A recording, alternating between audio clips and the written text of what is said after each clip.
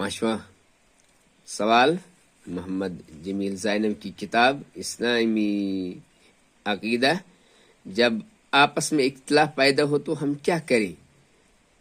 جواب، جب اختلاف پیدا ہو تو کتاب اور صحیح سنت کی طرف رجوع کریں۔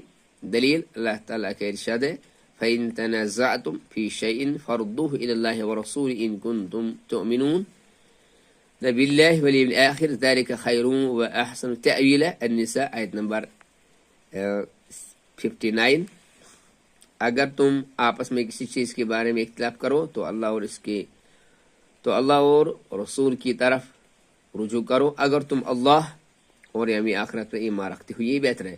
اور رسول اللہ صلی اللہ علیہ وسلم کا ارشاد ہے علیکم بسنتی وسنت الخلفاء الراشدین وتمسکوا بها، صحیح رواہ احمد۔ تم اپنے اوپر میری سنت کو اور خلفائے راشدین کی سنت کو لازم پکڑو اور اسے